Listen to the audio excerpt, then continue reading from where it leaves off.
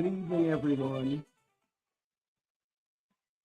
Good evening, family, and welcome to Having a Conversation with Zay. Tonight, we shift the atmosphere from Bed-Stuy blocks to boardroom rooms, from culture to calling, from rhythm to responsibility. We're sitting down with a man that don't just call by the name; they call they call him the governor, not just because he asks for a title, because he carries presence. He moves in rooms where culture is shaped. Shawn, the governor Gibbs, a bridge between street and strategy, between faith and influence, between legacy and now. He understands the hustle, but he also understands healing. He understands culture, but he also understands the character. And tonight, we're not just talking about the resume, we're talking about roots, we're just talking about success, we're talking about substance. Family, if this conversation blesses you, please comment, share with someone who needs to be encouraged and someone needs a real testimony. Keep sharing. And if you feel led to support the platform, you can sow into Zelle, Xavier10458 at gmail.com. Cash App, having a conversation with Zay. It will be posted in the comment. And we're building something that lasts. So lean in, turn up your volume, stay safe and be well, and stay in the conversation. I'm welcoming to the table tonight, Shawn, the governor Gibbs. Good evening, good evening, good evening. What's up, Mr. Zay? I'm chilling, man. I'm chilling. My LFT brother for life. My LFT brother for life, man. Ever. How are you this evening, my brother? How are you? I am blessed and highly favored. I'm just grateful for you said yes. We're coming on because we all are shared. We're all overcome by our testimonies. That's true. And so I'm happy you said yes, and I'm grateful for that. And God is going to get his glory out of this. Most definitely. Shawn, give everyone a description of who Shawn is. When you grew up in church, how did you lead to where you are today? Wow, that's a great question. That's a phenomenal question. Shawn, Shawn Gibbs. I'm just a Brooklyn born in Bedford-Stuyvesant all my life. Mm-hmm. Born to two amazing parents. One that's already went on to be with the Lord, my beautiful mom, Mother Betty Ann Gibbs, and my phenomenal dad, Deacon Charles Gibbs. They were migrants leaving Charleston, South Carolina, like in the early 60s. And my dad came to New York first. And 6 months later, he brought my mom and my oldest brother from Charleston to New York. He came to New York to find work and to find a better life. He just, hated it in Charleston and, the laws and, the racism. So he moved to New York, and they often say that they lived in a 1-bedroom kitchenette. Wow. Not downtown Brooklyn, but in Fort Greene, Clinton Hills area. So where they lived was literally now where the Barclays Center is at. So how historical is that? So my oldest brother was there. And then they migrated to Bedford-Stuyvesant. And we've lived in Bedford-Stuyvesant all my life, for the last 50 plus years. Wow. I was born and raised in Bedford-Stuyvesant before gentrification, before all all the what's happening now. It was the golden era of that age. So so that was my foundation. And then growing up in church, first it was my mom. My mom was the person who got saved and brought us into the church. And we first started off as Sabbath keepers. So my mom was Sabbath keepers. Yeah, so my mom was a Sabbath, so we went to church on Saturdays. We was Okay. apostolic, but we were Sabbath keepers, not 7-day Adventists. And Okay. so that was my life. Wow, from like I can remember as maybe 5 years old up into maybe my early teens. Maybe I Okay. would say like by the time I got to like, sixth grade, sixth or seventh grade. And then my mom joined a Sunday church. They called it a Mhm. first day church back then. And Mhm. and then that's where we changed and we relocated to which is now affectionately called Beulah Church. Mm. So that Beulah Church is a part of me and your history, historic Right. history. So, and yep, so then that's where all that came into play. That's where Bishop Walker come into my life now. And I'm like literally, I think maybe like ninth grade, 10th grade.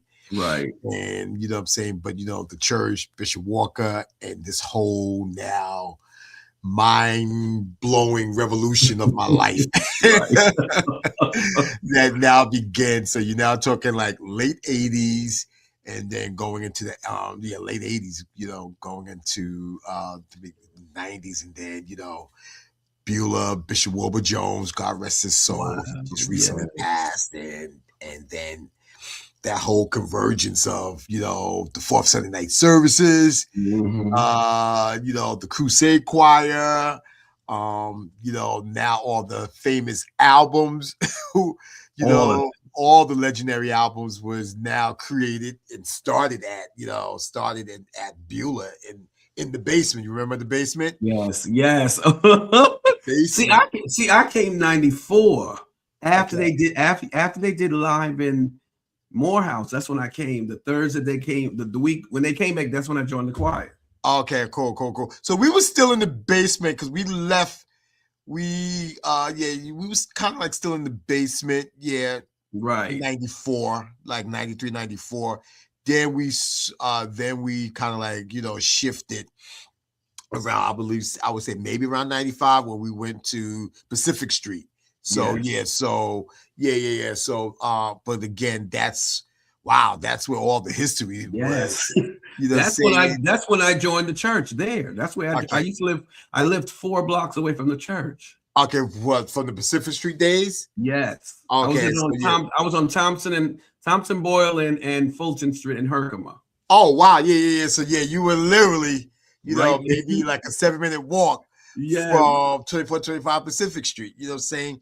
Which now would be the new historical building that Bishop Walker, Bishop Hezekiah Walker now has built affordable housing on Yes. that property. So he tore it down, and instead of making it, Just a anything. church, he decided to make it affordable housing so the legacy of Love Fellowship could live on forever. You know what I'm Right. saying? On that street that kind of really, made us famous. You know what I'm Yes. saying? You know what I'm Yes. saying? So our roots started at Marcy Avenue at Beulah in the basement, but then our ministry really took off when we got to Pacific Street, and then 2425 Pacific Street, and then Mhm. that's when the real historical albums Start was coming. made. Right. The historical albums that are now, classic anthems, you know what I'm saying? Such as, Live in Toronto,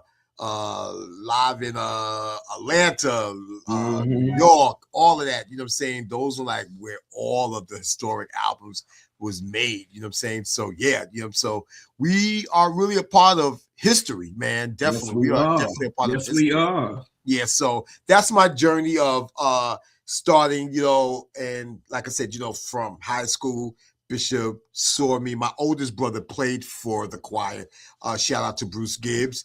He Yes. was the bass player for Bishop, and he brought me to a rehearsal. I never forget. I was like, it was the summer of my 10th grade year, going into my 11th grade year, my junior year in high school, and I was mesmerized. Wow. And Bishop had to get permission from my mom Mhm. to let me come and sing in the choir. And it was like, wow, you know what I'm saying? So I always tell everybody, I felt like I had a Moses experience Yes. because my mom literally just put me in a little bassinet, and then she put me in the river, and then she shipped me up the river. And now all of a sudden, the king, the prince, at that time, Bishop Walker found me and brought me into the palace. You know what I'm saying? Meaning, Right. and I say that symbolically, he brought me into the world of Love Fellowship. And I didn't know what I was doing. I wasn't a singer, a great singer, but he saw something that he needed to protect and cultivate. Yes. Yes. And so in doing that, I was, again, like I said, I probably was 17 years old, 16, 17 years old at the time. Mm-hmm. And in a few months I'll be 57. So Oh, I'm a little older than you. so my history with Bishop, as you can Right. see, spans 30 something plus years, close to 40 years, in Wow. terms of him, being in my life, protecting me, shielding me, and cultivating me. And then from those experiences, wow, I've had all these major experiences. Yep. Right. Wow. That's good. That's good history. So, Mhm. Shawn, I'm going to ask you a few questions because I feel that we need to hear some things from you. Nothing good, everything good. Yes, I How? trust you, brother. Of course, because I ain't gonna ask you nothing crazy. Okay, you were raised in the church, but also immersed in Brooklyn culture. How did the tension shape your calling? Raised in the church, and then also a part of the historic, like I said, growing up in Bedford-Stuyvesant Mm-hmm. in the late 70s, early 80s. It's church, and then it's also now the culture of hip hop Mm-hmm. and all that's all emerging. So being able to see, and at that time we lived in the projects. Right. So now you really are a part of the culture. You really are a part of hearing, hip hop music playing. I never forget, I had a good friend of mine. He's still a good friend, like one of my closest friends growing Mm-hmm. up. His name is John McFadden. And we lived in the same building, and he lived on the 6th floor, and I lived on the 3rd floor. Mm-hmm. And I remember his mom had all these albums, man. And it was like hip hop. I wasn't versed. I only knew really gospel music. So Right. going to his apartment, you know what I'm saying, me and some of the other young guys, we would hear, all types of music, jazz music, hip hop. Like, she Right. had, like, I remember seeing the first Run DMC album. I remember the first time I heard the word apartheid was from his mom. She had this album called Sun City, and it was about Mm-hmm. apartheid. And I was Right. what is that? I didn't even know how to pronounce the word. I remember I saw she had this album, and it was this pretty caramel looking, pretty young woman with a clean face. She had Mm-hmm. like just a little short, curly Jerry curl style. And I was like, Mm-hmm. who is this? And she said, oh, it's a new album I just bought. A new artist. She's a young girl. Her name is Whitney Houston. And I was like, Oh yes. and Oh it was the first Whitney Houston album, and I held it in my hand. I would never forget that. You know what I'm saying? right. And so it was like and we can all remember Whitney, her first album. It was this pretty innocent face of a young girl. Yes. She looked like she Yes. probably was 18 or 19 at the time. I Mm-hmm. probably was like, I probably was roughly like around 15, 13 or 14 at the time. Mm-hmm. But yeah, seeing that mesmerized me. And I wound up loving music. Like I said, my oldest brother was a musician. So at that time he went on the road. And as I was like 14, he went on Right. the road with Mama I Want to Sing. And he went to Japan Right. and Europe. And he was gone for like 2 years. And when he came back home with all this music. And he just like, he exposed me to that. You know what I'm saying? I Right. was fascinated. And he was the one that taught me how to, get a album and open it up, the album jacket, and read the credits. And you Mm-hmm. read, like, who was the musicians, who was the bass player, who was the drummer, who was the keyboard player, who was the background singer, who was the engineer. And those things that just fascinated me. And I wanted to learn and know more about the music industry. And then, of course, during that era, that was now the major era of Michael Jackson and Prince and Yes. those type of people. So, like, now watching award shows, I'm saying, the Grammys or the American Music Awards, and you see, you say, oh my God, like, yo, I want to be a part of this. I want to Right. be a part of this.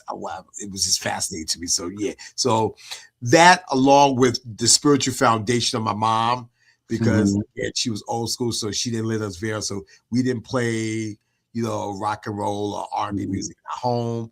We didn't go to parties. I couldn't go to birthday parties like that. And it was, pretty much, for God I live, for God I die. Yes. Yes. But it gave me structure. It gave me, Mhm. it put structure in me. It gave me structure, and it set the foundation of, I can never go far away from the foundation of God and ministry and faith. Right. And even until my mother's death, I had to rely on the virtues that she taught me, which was you know, to stand up for faith and to stand up, for righteousness. And, even when I wanted to mourn, deeply for my mom, Mhm. something also stood up in me, because she taught me that, in ministry and in God, there's, you have to deal with death, and you can't fall apart. You can't walk away from God because of death. Death is a badge of honor. You know what I'm saying? If you die in the Yes. faith, Yes. and then died in the faith, I had to stand up for my mother's memory, and stand up and say, I can't disappoint her. I can't turn my back on God because she died. Um, Right. I have to stand up and live by the virtues that she taught me. Yep. So all those things intertwine into who I am. You know what I'm saying? And that's good to know. Because when I feel that people die, but if we're in Christ, we're gonna mourn, but we still have to stay. Let the Lord love on us while they're gone. Yeah. I cried like my aunt died around Christmas the next day. I have talked to her for about 50 something years Hmm. on any subject, and then that this is the reason why the show is what the show is. She said, put the testimonies in. People need to be encouraged. And I started praying about it. She gave me an ideal and I ran with it. And Wow. it's been such a blessing. It's my birthday, January 24th. I made 57. And the Lord said, I'm going to show you what this show is about. So he's been blowing my mind. I'm getting people saying yes that I never thought that would come on this show. Wow. You see how positive and stuff like that. And just because of doing Kenneth's interview. You see? And again, those are things that we definitely need to hear and feel inspired. You know what I'm saying? I'll tell anybody, in 2019, I turned 50. I was excited to make it to 50. And Amen. I was holding a lot, if I could be a little transparent, I was holding a Yes, you lot of can. stuff in my heart for maybe 20 something years, 25 years, over 25 years. I was holding stuff from my childhood. Um, and the major thing that I was holding in my heart from childhood was the fact that I was sexually molested from the sixth grade through like going into the eighth grade. So, or fifth grade into the eighth grade, I was molested by a neighbor. And that was tragic. And again, me and you, we're kids of the 70s, 80s. Yes. And when abuse happened to us, we didn't talk about it. We just swept it under the carpet. So I had to like live in an imaginary world to protect Hmm. myself from that pain. And I felt like, and I never was able to tell my mom and my dad what had happened to me. Right. And I carried that burden for decades, say decades. And I became free, where I knew before I turned 50 in 2019, I had to release it. I had to, and I wrote, it took me days to write out my words and write out my pain. And I wrote it and I posted it, and it blew everybody's mind because people was freaking out. And I remember friends my close friends from high school, they were at my party and they read my Facebook post about my abuse right before they came to my party. And one of my closest friends, she's like a god sister to me. Her name is Lanessa. She called me. She said, "Why you never told us this? Why you? We was as close as we were. You never told me this in high school." I was like, I was ashamed. And that was in 2019. And I knew that something really was going to shake my world by the time I turned 50. And I turned 50 in May of 2019. And then we came to January of 2020. And then, my mom was in a nursing home and she was fine. And then we went a few months into 2020. Then we got to March and the world shut down. And my mom was trapped inside of a nursing home. And me and my sister was fighting tooth and nail to get her out of that nursing home just because we just wanted to bring her home with us. And we said, we'll figure out, we'll take care of her. Well, we not so much that we misjudged time, but time was misjudged. And she was trapped in the nursing home. And I also knew that I had wanted to tell my mom my testimony because I wasn't able to tell her what had happened to me. When I say I misjudged time, and I said, I'm going to tell her. I said, well, but once we get out of the nursery, I'll bring her home. I'll tell her what happened to me as a child when I was 11 years old. Well, like I said, misjudged time, and my mom got sick in March of 2020, and the ending of March of 2020, and my mom died 2 weeks later from COVID in the nursing home. So if you can imagine the devastation of not seeing my mother for like 8 weeks physically, not being able to physically touch her, and then now COVID happens, and then she dies, and then we're not able to almost retrieve her body, have the proper funeral and burial for her because she was a mother of the church. She served God for 50 something years, and all of these things, converge on me. And I was like, like I said, I just turned 50. I'm like, I just feel like I'm like losing my mind. Not only am I feel like I'm losing my mind, but life seems and feels surreal for me. And then I remember, thank God for my best friend Raquel Proctor, thank God for Bishop, thank God for my baby sister. We all rally around me, and we rally to try to properly, bury my mom and to, give her what she deserved, even if it was limited. And I just remember the pain of like that. I didn't get a chance to tell my mom, I didn't get a chance. Do you know why you didn't tell her? I remember I said earlier, I misjudged time. I thought that, we thought that the shutdown would probably be only like 2 weeks, and then, the world opened back up, and it didn't. The world shut down for almost 6 months.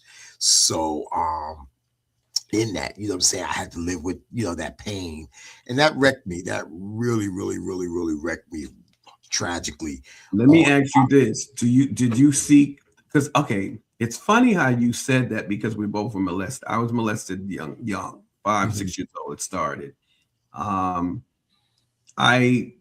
Everything that I've gone through has been through, thank God, do things like in zigzags. And when I lived in Brooklyn for a long time, moved to Harlem for 15. He gave me a therapist. Went to the Bronx. I had a therapist. When I got to the Bronx, the Lord said to me, I'm going to send you a therapist. You have 8 years to get everything together. You have to talk to your parents. So when I moved on my way to move back to Brooklyn for 2 years, the Lord said, you're going back to Brooklyn. We're going to clean up some stuff that happened to you in Brooklyn, and you're moving back to Harlem. I've always liked Brooklyn, certain parts of Brooklyn. But anyway, and when I got to Brooklyn, I called my dad and I told Daddy what happened to me. I said, Daddy, I need for you to sit down. We need to have a conversation. Daddy crying in the background because he thought I got raped in Jamaica. So what people don't understand, when children are molested early and there's no covering, the child goes through this as he grows up to be the age that we are. And so God, in my process, I had to go through therapy because I hated my parents. I'm the baby out of five. Oh And wow. I'm just being transparent because Yeah. Most definitely. I opened about last January 23rd. The Lord has been dealing with me for 6 years to tell the world what I went through. And it's not and the honest thing for everyone that's listening, it's not defeat. It's not that God had to prepare me in the midst of the therapy and his healing and dealing with someone else's sin. When they molest us, the sin follows us. Of course, And you that's and true. you have and it makes you promiscuous in every sex game, not everything, but majority. Yeah, It no. creeps, Everything you're it, saying is true. You know what I'm saying? Promiscuity, but more than that, I think the most detrimental part was inadequacy for me. You know what I'm saying? right. Yes. Uh We didn't uh have that back then. yeah, growing up feeling inadequate, always feeling broken. Um, always, I'll never forget I heard someone say, I was watching Oprah Winfrey one time, in the 80s, and I heard someone saying, like, for a woman never feels comfortable if she wears this beautiful designer shoe and then the heel breaks. Right. And then even though she took it to the shoemaker and they repaired it, she still Yes. feels uncomfortable with this particular shoe. It can be a great quality shoe, it can be a designer shoe, but there's still that something inside of her that makes her feel uncomfortable Right. because that shoe broke. Right. And I felt like that kind of summed up my life. That I did everything to put the pieces back together again. Hmm. But there was always that part of me that felt, broken, and I never felt comfortable, you know what I'm saying? Right. Right. Adequate enough, you know what I'm saying, to show up. And uh, for that, I squashed my voice, and I like lived on a rock. And, either I became real talky and jokey to kind of like Right. erase the pain. Right. But it wasn't until I got older, I had to I had to face it for myself. Once I Yes. faced it for myself, that I knew how to live and how to exist and how to reclaim my voice. Like I said, the tragic part for me was I misjudged time Hmm. and I wasn't able to tell my mom. You know what So I'm let saying? me ask. So let me ask you this, because in therapy they would tell you, write, get a journal and write that what you would have told your mother. That's part of your healing. Hmm. You write the letter in a journal. Nobody sees it, just you. You're writing a letter to your mom and you explain to her what happened, and that releases what you've been feeling out of Hmm. your system. Like for example, when I shared my with my father, he said he was sorry for not protecting whatever the situation was. He said he prayed with me and we released it.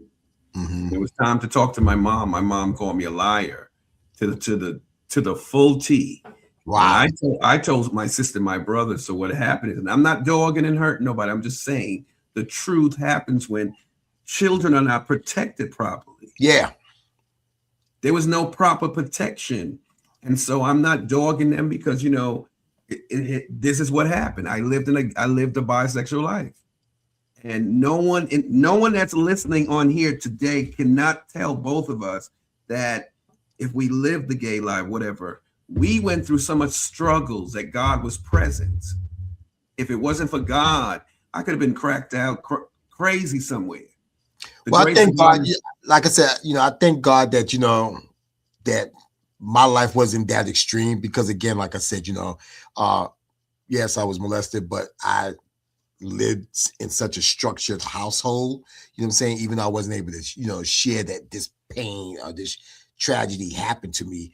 I think because I had a saved mom. I don't know, about your family, how you yes. grew up.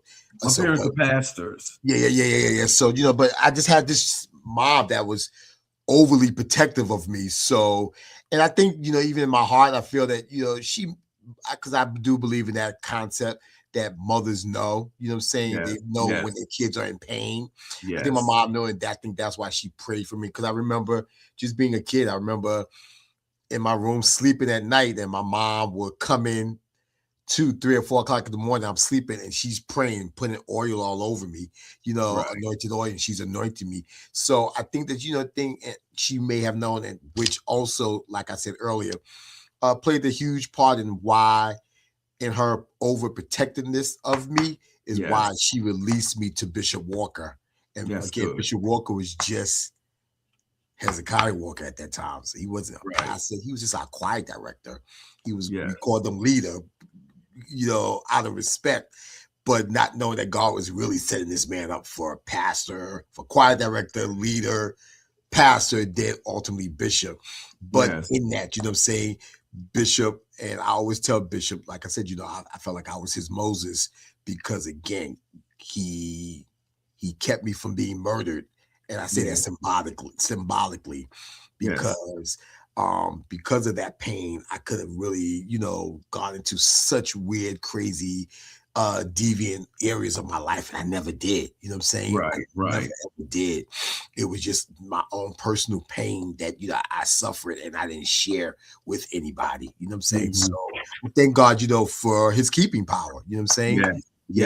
I thank God for His keeping power. I thank God for His for the structure that He kept me growing up. So, like I said, I don't have any horrible testimonies of what pain may have hurt me that I caused that on anybody else, or that, because you get people that, they hurt other people, or they'll molest somebody else, or they'll just try to murder somebody else. They'll walk around with this level of hatred. And, and I knew that God is real too, because literally like 20 something years later, I saw my molester, at my friend's brother's funeral, that we grew up in the same projects. And I saw this person, and I was able to have mercy and have grace, and quietly forgive that person. You know what I'm saying? Yes. And quietly forgive that person for the hurt, because, even though what may have happened, God still brought me out on the other side. And like I said, being on the other side was the fact of having Bishop Walker in my life, when I needed him. And God always sends someone to mentorship you. I never, like my whole time throughout high school, I didn't think about it, because why? Bishop had me on the road with him, traveling, singing, going all around the world. And I went around the world at a young age, you know what I'm saying? I started to go around the world at a young age. So I was able to suppress it for so many years, the pain or the hurt. Again, it wasn't until, like I said, until I became, on my 49th birthday, I knew that I had to release it and say, hey, God, I don't want to walk into my 50s, in that level of pain. And then God prepared me, because 6 months later, my mom died. So in it, what I'm saying, God does all things well, and He's divine. He's divine in all that He do. And like I said, I'm a person, I got to keep the train moving. And everything that I lost in 2020, God has multiplied it in my life. In terms of beautiful. That's beautiful. In terms of my knowledge, in terms of the clients that I've gotten the chance to work with, what I'm saying? And just, the places I've gone around this world, God, for all those painful moments and that painful situation in my life, God rewarded me and He blessed me. You know what I'm saying? So, like I said, I don't live a life in torment, and I refuse victory. I refuse to be, have a persecution complex, or victim, complex. You can be hurt, you can be damaged, but do you have to live in that? Like, no, you just got to figure out that way. You know what? I got to keep life going, and that's what I've been doing. Rose said, "Nothing catches our God off guard." Oh wow! Hey, Rose, that's my baby sister. I love Rose. Mine too. We talk all the time.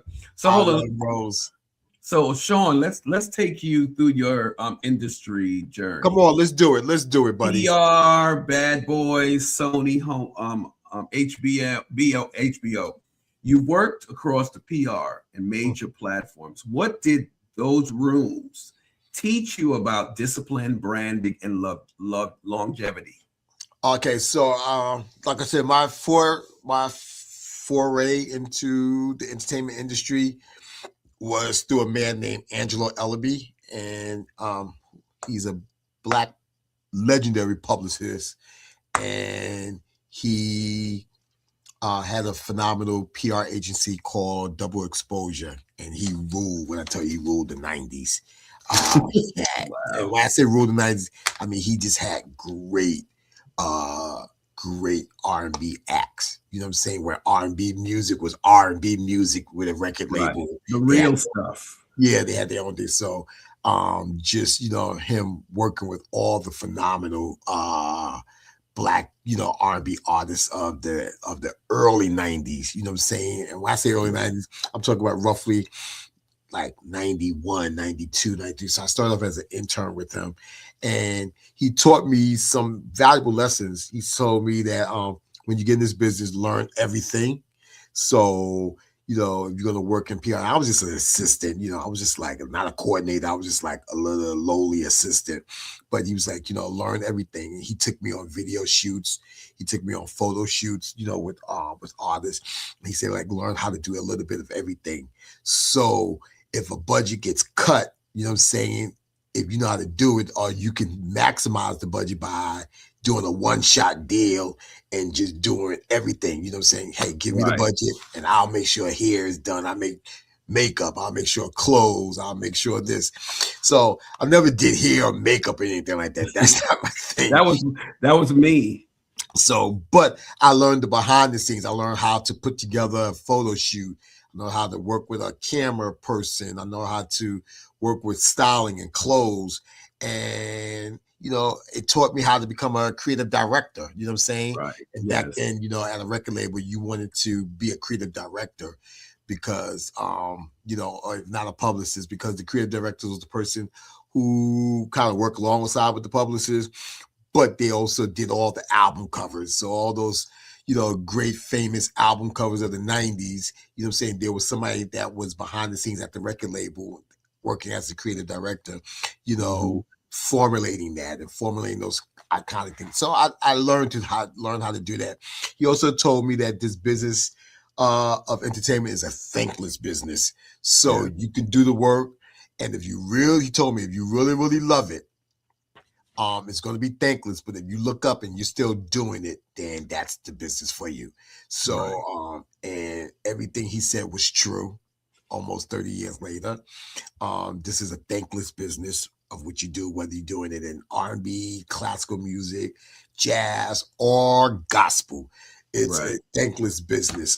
You work with talent, you work with artists, and sometimes you're not going to be thanked. You're not going to be acknowledged for the hard work that you do. But if you love it, you just get up and you still do it. You know what I'm saying? Right. And Yes. you do it from your heart. And then you know that your reward is in heaven. You know what I'm saying? Right. And not even, I used to say your reward is heaven, but God also give you your rewards on Rewards earth here. as well. Yes. Yes. So again, when I say that, and the greatest currency is favor. It's not money. I've learned that. I Yes. have to learn that the greatest currency is Favor. favor. And when you have favor, and when your name could reach people in rooms, and when people can say, when they hear your name and they say nice things about you, or they say kind things about you, or they don't like turn their head up, or they don't say, oh, he's a disgusting person, that's Right. currency. You know what I'm saying? That's currency. And, you use that to help you get to the next level. And God has done that beyond measures for me. You know what I'm saying? Right. And I live off of that level of currency. Is I do my best to treat people with grace, with kindness, and with humanity. I do my best to treat people with humanity. I'm not perfect. I make mistakes. I Right. fail. I'm not going to sit Yes. there and lie. Have I made mistakes? Have I said the wrong thing? But even in my humanity, even in my failures, God has given me grace, and where He's extended forgiveness. And so even when I know people who make mistakes, I have to extend forgiveness unto them, because Right. saying God has extended forgiveness unto me. So who am I? Right. So I don't believe in Right. holding things over people's head or No. holding people hostage off of mistake. You just you learn to you learn and you ask God to show you how to deal and everything like that. Yeah. So So let but me. favor is definitely Yes, it is. coming. Shawn, I'm gonna change the subject for X. Let me ask you this: how did you get the governor? Who named you the governor? I don't know. Well, you know what? Ask Reese. Ask Pastor Aressa Reese Napa Williams. Ask her. He Because gave she you the. had I thought it was Regina. I thought it was Regina Davis gave you the name, or you named it. nah. My nickname with Regina and Pastor Monique is Papa. They call me Papa. Papa. Okay. So and Reese too, but that's always been my nickname ever since I was young with them. So and I call them Mama or something like that. And so, but like yeah, it's just Wow. like a motherly big sister type of love that I have with them, and that's why they have those nicknames. But well, technically before like many years ago, they used to call me the mayor. Okay. So, man, Everybody knew that. You know what I'm saying? so you stepped up to the governor. So everybody used to call me the mayor because I knew everybody. Okay. Remember I worked in gospel, but I also had worked in entertainment. I mean, worked in R&B or worked on this, well, not R&B, but on the secular side. So because I knew multiple people from different worlds, people used to say, "Oh my God, like you, like yo, dude, you like the man. You just know everybody." Everybody. And then I don't know, somehow, many years ago, mayor shifted to governor. I see. I never heard the. I And never heard the mayor. I was from the time I've been on the choir. I said they used to say, "Here come the governor." I yeah. said, "What the? So Who named him?" and then the governor is I have constituency, what I'm saying. Right. Right. I have So governing factors, but like nah, it's nothing to be haughty. I don't use that time. It's just a nickname, what I'm saying. right. If you No, but see when you me, walk, I'm but Shawn Shawn, Gibbs. but Shawn, when you walk in the room, everybody stop what they do because the Shawn is here. You like the celebrity that walks in the room for I just try real. to I'm just the same OG. I love everybody. And yeah, I love everybody. Yeah, I love everybody. And And everybody like I love said, you. yeah, and I've like learned don't take life too seriously. I don't take life seriously. Like I said, I'm Shawn Gibbs.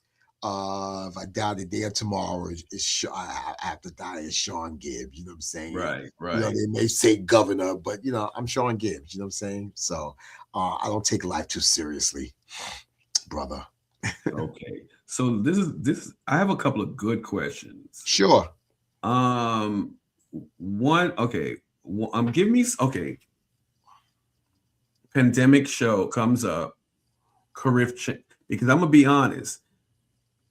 COVID should have changed anyone that hated their job for you to think of to create a new job. And this won't be a job. This is your career. Mm-hmm. And man, I remember someone had a party and I gave that to everybody. That's what came in my spirit to ask everyone that was DJ, and I interviewed everyone that came to the party and I said, what has COVID did for you? Where are you in your spirit? And some were just gone out, but like how you started your business. How did that come about? You starting your business? Well, my business started way before COVID. So I 2009. so yeah, 2009. Like I said, I had worked a period of time working with Sean Combs at Bad Boy. Then I shifted, and for another couple of years, I worked at Sony and worked with great artists. And then left there and then started to work in television. So I worked for HBO for from like 2004, 5 Mhm. to 2009. And then they had a major layoff and HBO was bought out by Time Warner. And being bought out by Time Warner, I was Wow. yeah. So I was laid off and offered a severance package, and I was devastated because working for HBO, I had all these perks, you know what I'm saying? Right. Yes. All these events and all these major things. And I was like, huh? What? And at the same time, my brother, uh, my dear friend, my brother, Hassan James, who's our choir, Mhm. our fellow choir tenor, Yes. Crusade Choir member. Uh, Hassan was also going through a life transition. He was shifting jobs, and Mhm. he was becoming an entrepreneur. And in that, he had this vision that he had talked about with me and with Rudy. God bless Rudy's soul. Really. So, oh my Other God. brother. Listen. So, so it was me, Rudy, and Hassan, and Hassan really shared this vision about starting a gospel magazine because he had always admired uh, Gospel Today magazine, which was owned and created by Teresa Hairston Jackson. Right. At that time, she was Teresa Hairston, and Hassan had always admired that magazine. Right. And I think Teresa had kind of stopped the magazine because she had started a gospel heritage conference. And that conference was like, it was going through the roof in the around like, anywhere between like 2007 Right. up until like maybe 2017. It was like a major conference where anyway, so not so much that he saw a lack, but he just saw where, wow, this could be elevated. Hassan saw that, and he started Root Magazine, and Right. he started off as almost like a newsletter. And I'll never forget, on Faith, me, him, and Rudy went to Nashville for Stellar Award weekend. And I'll never forget, we were at a private event, and we knew a lot of people in the music industry on the gospel side because of Bishop Walker. Right. And he showed his magazine to Teresa Hairston, and she gave him some encouraging word. And that was in 2009. I also remember it vividly because I remember Donna Lawrence came out with this phenomenal CD, um, and it was this phenomenal CD in 2019. I mean 2009, Right. and Laws of Confession, Laws of Confession, Oh, and yeah. That was a beautiful album. beautiful album. Oh, God. When I Lord tell you Jesus. Laws of Confession, and I remember it was like one song was called "Speak the Word" or so, Yes. Oh, and Lord. That and song made me cry. me, Rudy, and Hassan was literally at this Stellar Award after party, and Donald introduced this project, Laws of Confession, and from that moment, that was our launching pad. That he was going to go full throttle with Root Magazine. I was going to go full throttle with management, and Right. he asked me to work with him and to be by his side as he built, Root Magazine.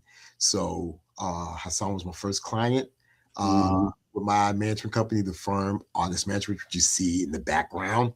Then, Mhm. um, then I think maybe a year or two later, I met Right. two phenomenal guys on me and Hassan went to cover Sunday's Best at the height of Sunday's Best. I think it was the second season, and it was these two phenomenal guys that we met at the audition, which was John McClure Mhm. and Zebulon Ellis.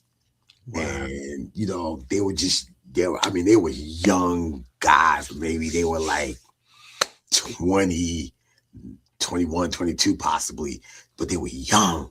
And they were new into this gospel music industry, and uh, they asked me to work with them. So I had Hassan, then I had Zebulon Ellis and John McClure, and from that, God opened up doors. You know what I'm saying? And like I said, Right. favor was currency.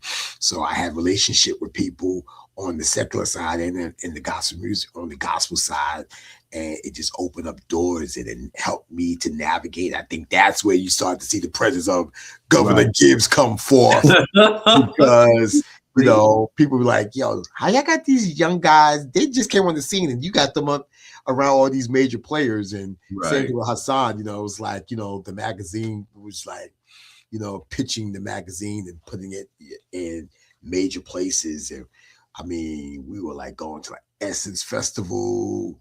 We was going Wow. to Mega Fest. We was going like all these key places with Hassan with the magazine, and representing him as he was going through these doors, and we both were going through these doors together.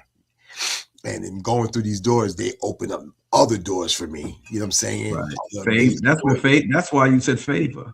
Mm-hmm.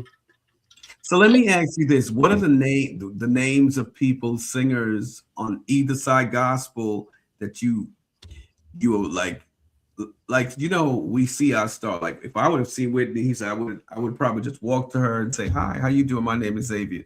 Instead of saying, "Oh my God, she's a celebrity." Have you ever met anyone like that in like Yolanda Yeah, I Adams? have a picture. We have a historical picture, me and Hassan and Rudy. And I was doing the years, I was working with Puffy. And that's when Puffy had the song, Missing You for Yes. Biggie. And Puffy had to sing at the Met Gala. Right. This had to been, and if Hassan is listening, he could throw out the date. I believe it was like 1998 or 1999. Never forget it. And we had to put together I had to help put together a choir, a little youth choir. And I had a friend who had a school, and she had a little youth choir at the thing. Shout out to Kim Nichols and the People's Academy. And we went to the Met Gala. Didn't know what we know what the Met Gala is today, right? Right. Yes. About the Met Gala. We didn't know we were going to the Met Gala. All you know is that the location was, hey, Puffy needs a youth singer, a youth choir to back him up on the Missing You song. The location is here at the Museum of Natural History. Be here for dress rehearsal. And honestly, there was no cell phones. All thing I just remember is like I called Hassan. I called. Was it beepers back then? I don't even think it was beepers back then, Zay. And I called him. I said, like, yo, hey guys, just meet me, at this thing, and just come with me, and y'all come in, we'll go together. And they met me after work. And I had on something basic and production black. And I know Hassan came after work, so he had on like a hoodie and we had on a denim jacket. And next thing we know that we're inside this performance, and then next we're inside the main ballroom of the Met Gala. Wow. And we're hanging out with Whitney Houston and Bobby Brown. Wow. We hanging out with a young Monica. We hanging out with a young Mary J. Blige. We hanging out with a young Little Kim. We hanging out with a young Maxwell. You know what I'm saying? Oh, yes. You just shocked. So literally, these are young, and if I had the picture, I would have given it to you, and you could have posted it. And we didn't have no cameras, and for whatever reason, Hassan said that like on his way up there, he went and bought the disposable camera. Yes. He bought the disposable camera and brought it in with him, and Hassan took all these pictures of me, him, Rudy, and with all these people hanging out with Whitney Houston, and we printed them, and these pictures became famous because we still got them. Hassan has them in a photo album, right? And now we just put them in a digital format, and then we post them to our social media page. So we say like, we were at the Met Gala before it was the big thing that everybody knows as the Met Gala, where the whole street is blocked off. It wasn't like that 25 years ago. No, it was a popular event, but it wasn't where the whole world shut down. All of Manhattan shut down. And that was phenomenal for us, man. Because like I said, and I'm gonna text you the picture after this, and you're gonna be like, wow, okay. Because my girlfriend, Honey Nails, she would do that. She does bling blings, and so she'll do stuff like that. She went to that a couple of years. Yeah. Tell me how crazy it is. The dresses, wow. Just but then after that, I've been to the Grammys multiple times. Actually, in 2018, me and Hassan, when the Grammy was last year in New York, me and Hassan had the privilege of going to, not the Grammy, we actually went to the Clive Davis pre-Grammy party, which is a famous event every year the night before the Grammys. And that was a phenomenal, experience. And that's where I met Beyonce. Wow. So let me ask you, how's the experience when you're there? You're like, oh my God, I've always dreamt to come here. I think you have that nerves. You have that in your head, but you don't let it show outwardly. You just have it because me and Hassan, it was like like living in euphoria. It was like a wow. It was like, yo, bro. Wow. Look at each other. We was like, yo, we had Clive Davis annual, pre-Grammy party, which is like, this is the hardest ticket in the world to get into. And again, favor isn't fair. You know what I'm saying? Yes. We knew this woman, and this woman, she offered us the tickets, tickets to attend the party. And wow, we literally had tickets to this party. You know what I'm saying? Wow. And I will never forget it. Yep. Wow. That is awesome, Shawn. You have lived a favored life. That now I understand what you mean. Listen to this one. You've been in the choir all these years. What's been the favorite songs that you loved that we all sung? Your favorite 5? All the I don't know if it's my favorite 5, but Live in New York is my album. Right. If I'm at ever my weakest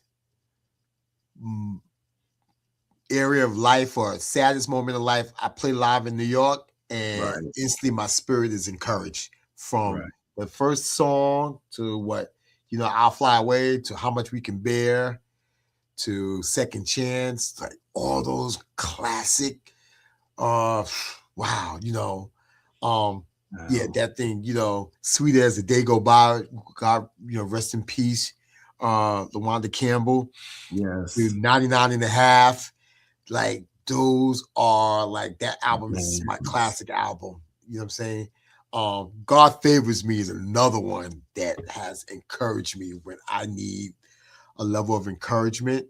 I just play God Favor Me, and those words, the words from, the Reprise, the words from, Marvin Sapp, the words from DJ Rogers and Dave Hollister and Bishop, it just resonates with my soul. So yes, I can't say I have 5 because I'm biased. Every album of Love Fellowship is my favorite album. Right.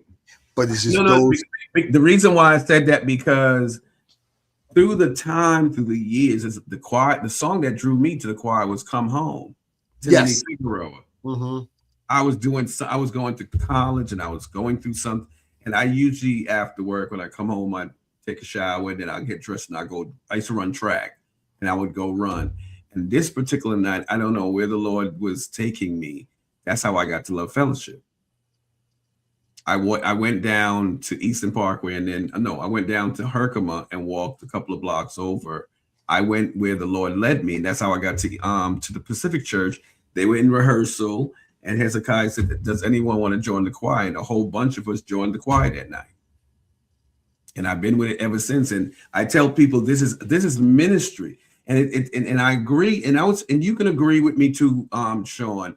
The Crusade Choir, we're a family. And anointed. Brown says it's best. We're a movement. We're beyond family. We are, we definitely are family. But Stanley Brown said it best. He said it at our 25th reunion at 30th at the King's Theater. He said, Shawn, we was backstage before we went out. He said, Shawn, Love Fellowship is a movement. People don't know that. And when he said that, something just clicked in my head. I was like, yo, I couldn't put it into words. Because I knew we were family, so that can't be taken away from us. Right. But we're so greater than family. We're even greater because we are a movement. You know what I'm saying? Yes. And you can choose your family. You can't choose your family, but we have been locked in with each other like family, like actual blood brothers. You know what I'm saying? Yes. Sisters. You know what I'm saying? Yes. I tell people we traveled around the world together. You know what I'm saying? And we know each other like very well, and we love each other very, very well because we were living on the road for years, maybe 15 years, nonstop. Our Yes. weekend was together, was with each other for 15 years nonstop. Yes. Yes. It's true. It's Yeah. true. But no, but if you notice, if Hezekiah called the Crusade Choir, we all come in numbers and we gonna sing Mm-hmm. and have church. So let's go here. Faith plus Broadway bridges. You're bridging the Black church and with Broadway. Why does the bridge matter right now? Wow.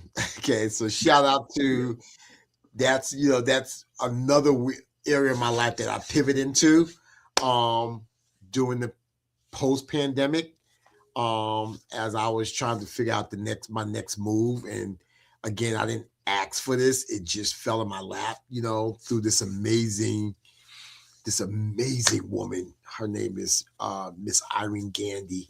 And God really created her to be like a spiritual godmother to me. You know what I'm saying? And I call her my Broadway godmother, because Irene Gandy is responsible for almost 50 years of all of the major Black Broadway talent that you see on Broadway. Wow. She, from Samuel Jackson to LaTanya Jackson to Audrey McDowell, McDonald.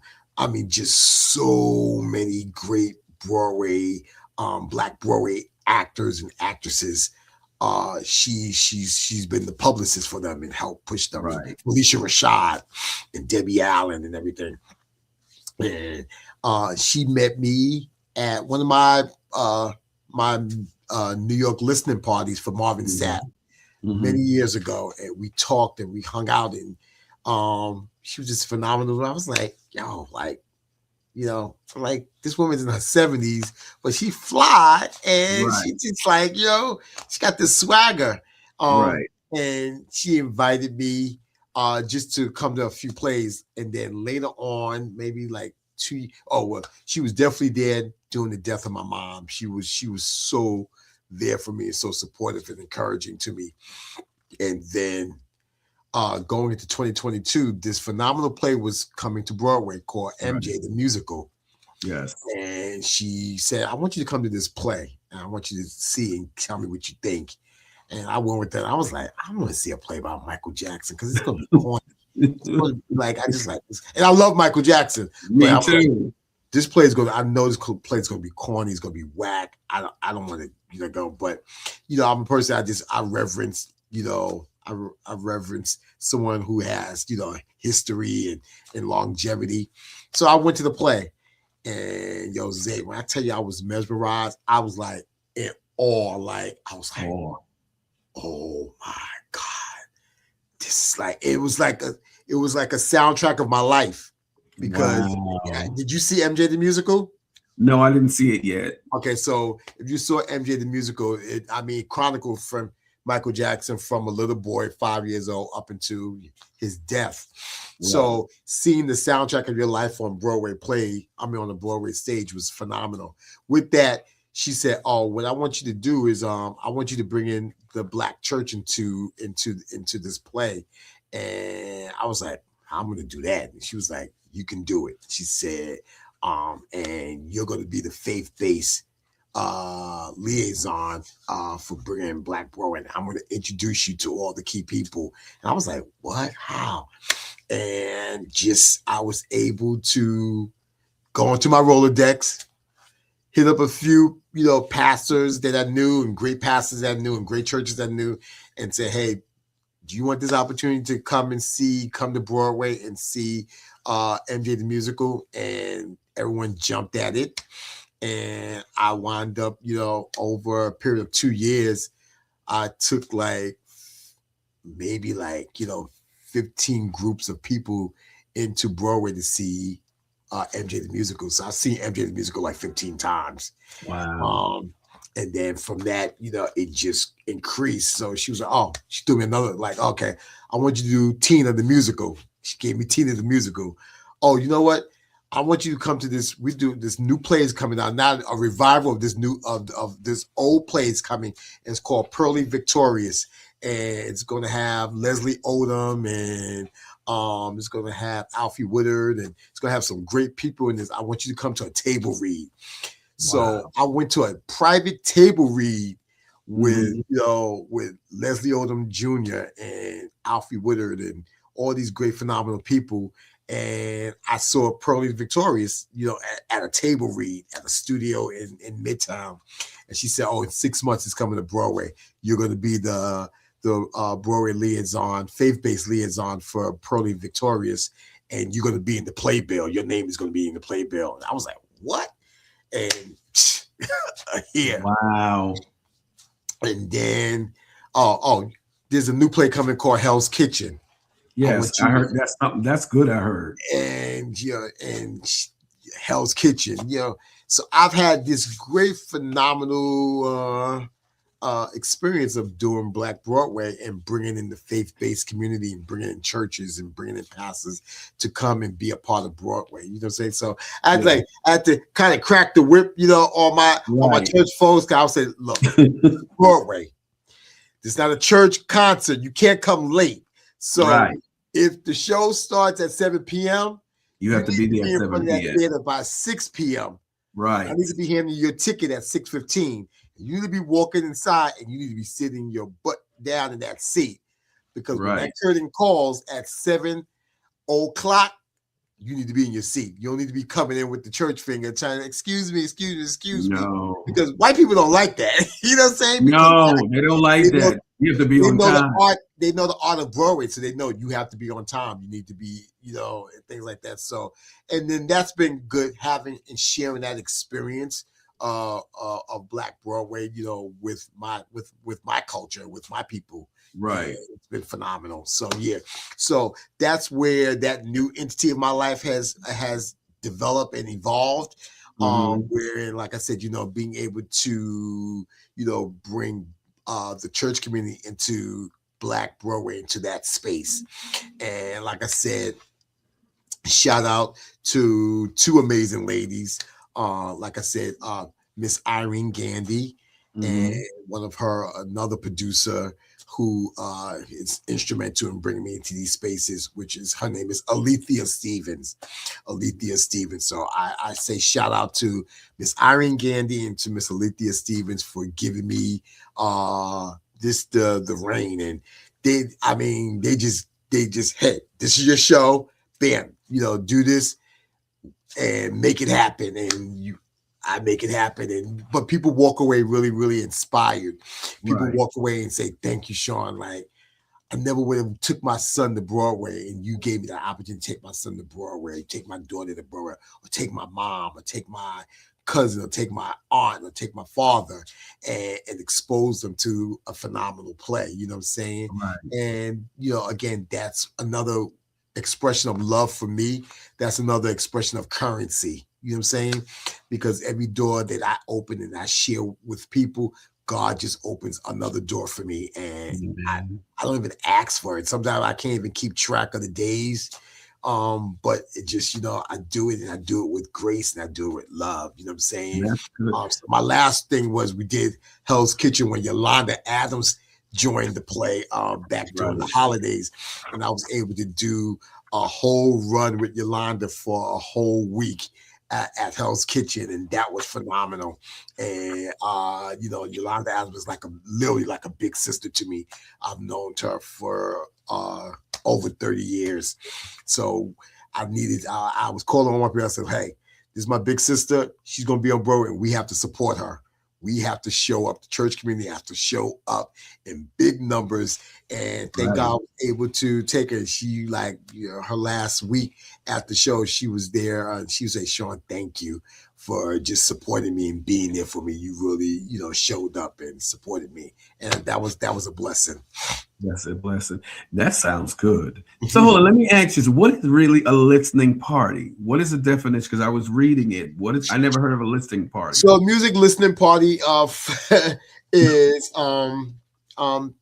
it's what it is, a music listening party. So pretty much, my relationship again with all of the gospel record labels, and Right. again with a lot of key gospel artists.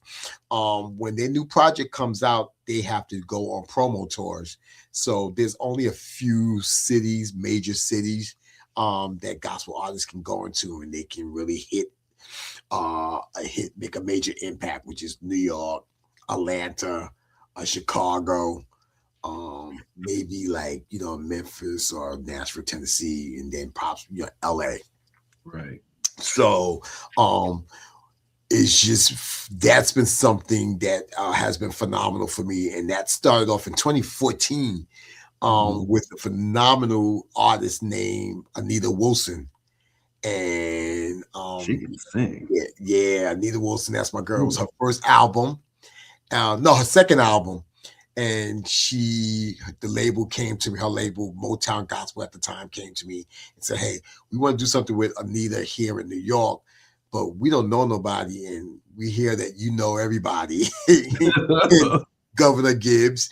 Could you make something happen and you bring in the best key players and the best power players and the best influencers? Could you bring them into a room, into a space where they can come and hear Anita's new project and give feedback and do reviews? And I partnered with a music publishing company called BMI in New York City with at that time, it was a phenomenal executive named Wardell Malloy. And he said, Shawn, I don't know this world, but you know the gospel world. I'm going to trust you once again, almost like what Irene Candy did.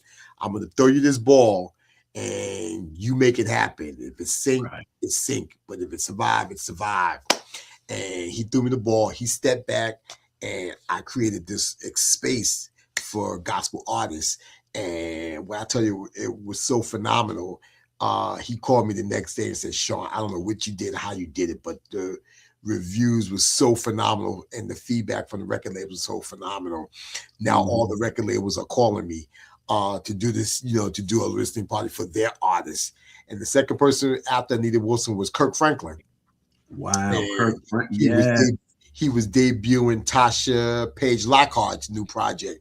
And yes, I love her. The first project, and I'll never forget it. And he told the label, this gentleman, Wardell Malloy from BMI, he's a VP at BMI. He said, we can do this, but I'm not doing it without Shawn. So if you want this to happen, Kurt, Shawn Gibbs has to be involved and he has to make this happen. And from that skyrocketed me into a whole nother area of gospel, and it really solidified my space, in terms of being the go-to guy for New York City. That anything premier gospel, you got to tap into Shawn Gibbs. You got to tap into Shawn Governor Gibbs, because that he can bring that world together. And it wound up just being phenomenal, And like I said, I don't say that from a braggadocious way. I say that because, again, God gave me the resources and everything he put in my hand, and it was favor and it was effortless. And when God is in the center of it, everything winds up lining up in a sync order, and God does it. Yeah. Shawn, I have 3 questions before we close. Okay. How do you define success now compared to how you defined it in your 20s?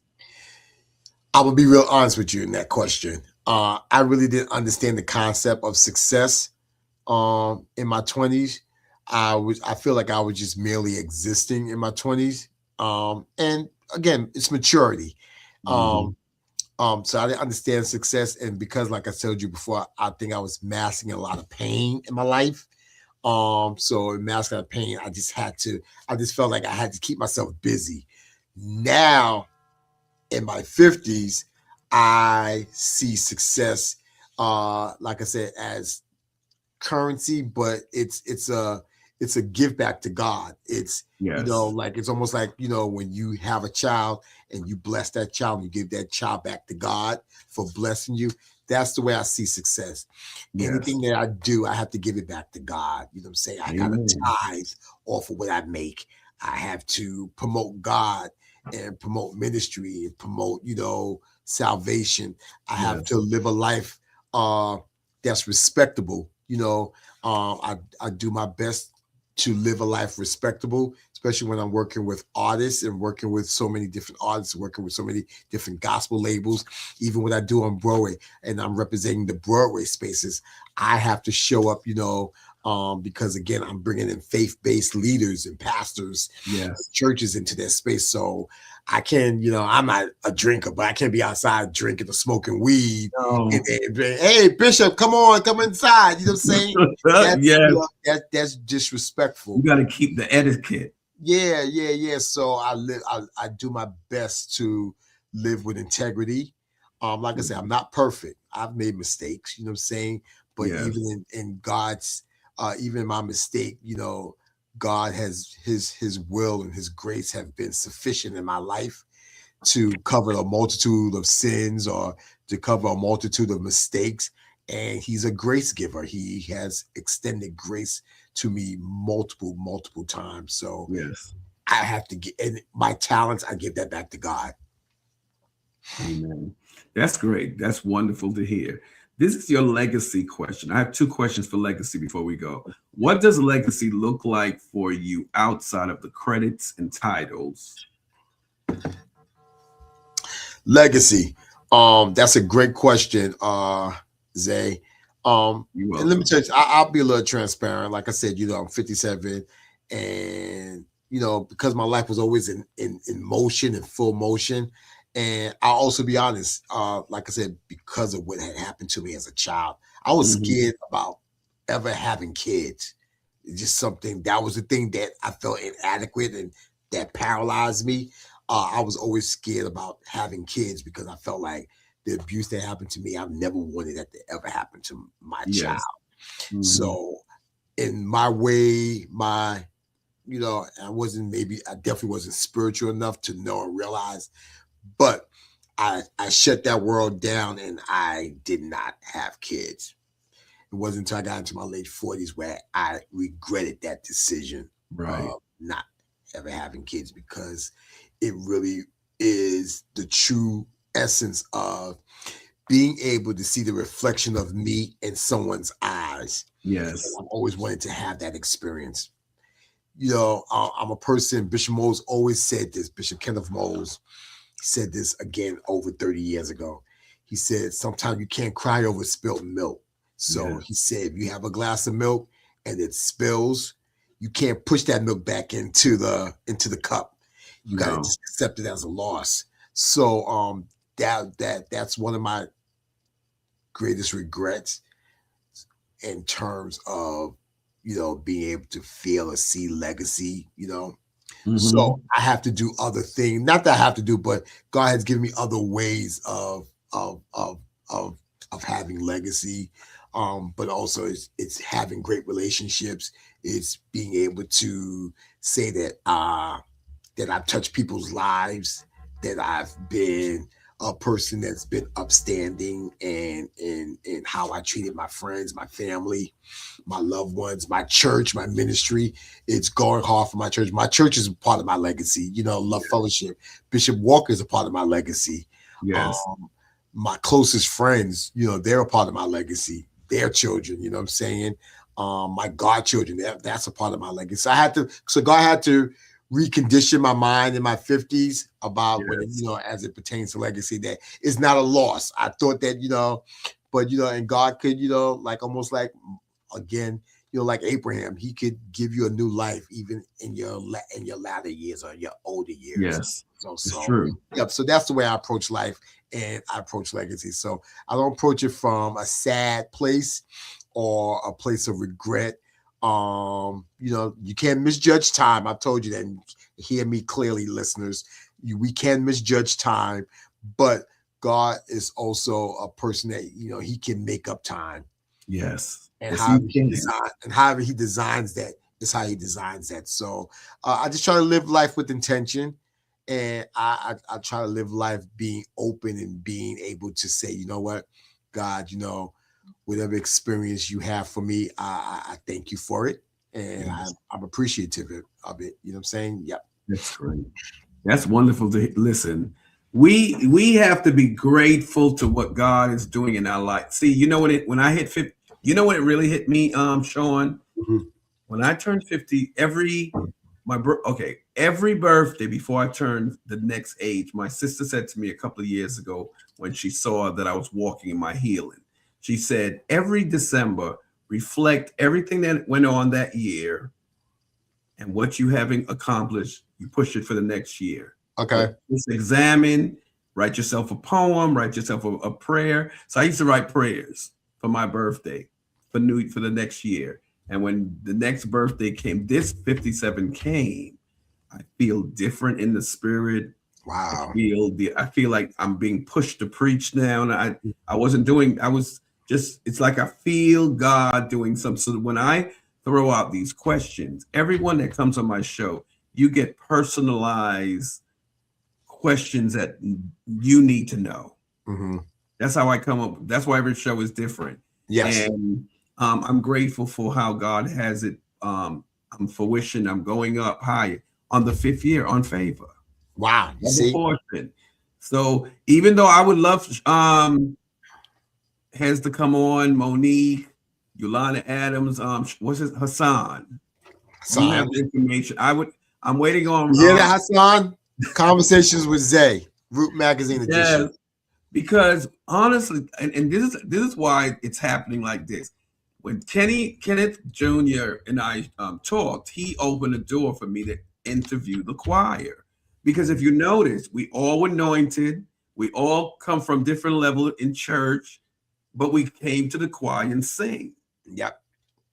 And that's why I say it's family and a movement, because we all love each other. And I just want to hear people's stories. Mm-hmm. Some have written books. But have you noticed out of New York's choirs, no choir sounded like Love Fellowship. We all can sing and anointed. And when we go sing, sometimes the choir, we come down the choir stand to go minister in the audience. Mm-hmm. Hezekiah didn't mind that because it happened in England. And it's like the anointing when we would sing any song when we sing. I used to love when Monique sings Let the Glory. Mm-hmm. Anyway, let me ask you these two last questions that we're closing out. And I think this is for someone. Okay, what's one word of wisdom for creative who feels unseen right now? What would you say to that person?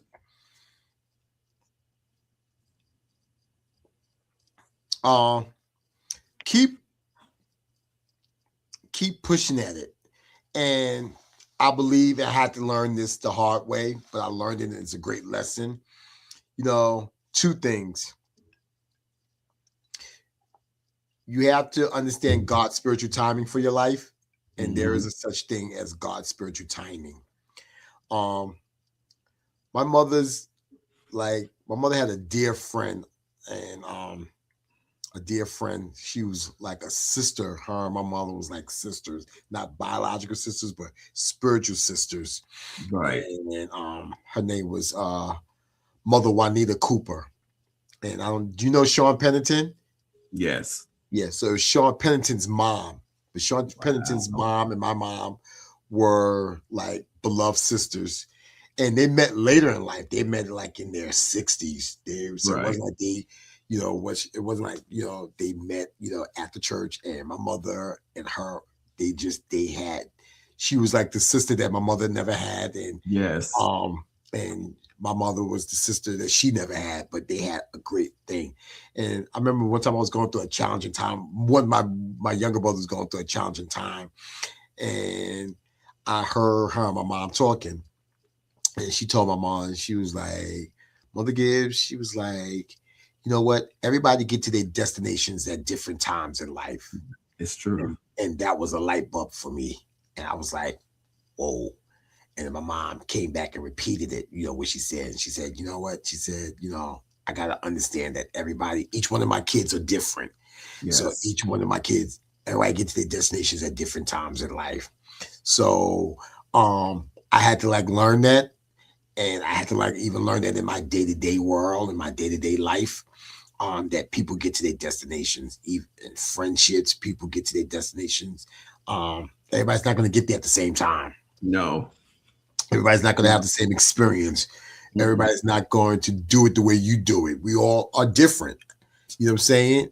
So we have to learn to be sensitive in that area. Yes. And just allow, if you are a real friend, you will understand that. You'll be like, oh, everybody gets to destinations at different times in life. Yes. So you can't try to like, oh, well, in order to be my friend, you got to do it the way I do it, or you got to get there when I get there. Like, no, that's just not life. No. So you have to be sensitive and again, show grace. Show grace. I'm so proud of your sister. Oh man. My I'm sister, so proud of her. She is. She's phenomenal. And that again, even how my life pivoted in 2020 after the death of my mom, her life was even harder because she's my only sister, so she was my mother's only daughter. Wow. And she took care of my mom. She was a daughter to the very end. I mean, to my mom's very end of my mom's life. So could you imagine the hurt and pain? Her heart was broken into a million pieces, losing my mom, because I remember like 2 days after my mom died, she had to go to the nursing home and retrieve all my mother's belongings. And they put everything in a bag, like, a little plastic bag. And, it made you feel like, did she ever existed? You know what I'm saying? Right. And I think that was a pivotal moment for my sister, because at that moment she realized that she didn't have nobody to take care of. Right. And internally that broke her. You know what I'm saying? So, coming into that world now, Mala, just something that happened, but it morphed into something beautiful. And she has made such a name for herself as a plus size model. So I'm extremely proud of her. Me too. She be wearing those outfits. Yeah, I'm extremely proud of her. And she's going to keep doing phenomenal things and amazing things. So yeah, thank you for the love and support towards her. I'm glad that you send love towards her. So Shawn, this is the last question. Anyone that would want to do what you're doing, encourage someone, if you have a last minute statement to anyone that's listening, how you made it, they can make it too, and then we close out the show. Okay. Before you answer that, tomorrow night, I'm having David Fraser, Grammy nominated songwriter, producer, recording artist, worship leader, and author. I'm waiting for that one.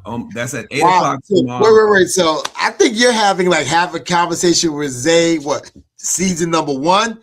Because you have these episodes back to back to back. So when is season number 2 starting? In September? What happened? I'm telling you, you got a whole series going, which is beautiful, man. Shawn, I'm telling you, it started because of Kenneth. Yeah, when I did Kenny's interview. No, you know what it is? Since his interview, after I did that interview and I was talking about greatness, I sent out 50 text invites on Facebook. That's how I got Reggie. Reggie said yes. Reggie hit me. I sent it out Friday. Saturday morning, Reggie hit me up and said he would and then Jason. So every week I'm booked until April. People will come. I'm telling you, this month is gonna blow my mind, because when God gives you favor, like you and I talk about favor, the Lord said to me, as I blow your mind this year, stay humble. So I stay before the Lord. Sometimes my dad calls and he prays me and give me a word, because now the prophet has surfaced. Mm-hmm. So now I'm listening. I stay before the Lord. I go in after a show, Shawn. I go in my kitchen and cook. This is all new. And so anyway, Shawn, so I have David Fraser tomorrow, the 4th, and the 5th I have Dr. Isaiah. Next week, and I have some phenomenal interviews. Everyone has a testimony. It don't matter how small, how medium, or how big. God has did something great in you, from valley to the victory. And this year, and I'm almost finished with you, Shawn. This year, the Lord gave me Revelation 12 and 11. We overcome by our testimony. That's true. And when I first started the show, it started another scripture, because I'm just thanking God for that. And I thank everyone that says yes tonight, everyone. Shawn, I thank you for saying that yes. Tonight, it wasn't just a conversation, it was a confirmation. From Wow. Bed-Stuy beginnings to rooms where culture is cultivated. We witness what happens when calling meets consistency. Shawn Gibbs, the governor, reminded us leadership isn't noise. It's discipline, it's development, it's decisions made when nobody's watching. Legacy isn't just built overnight, it's built over obedience. And tonight we share the blueprint of the governor. Thank you for the transparency.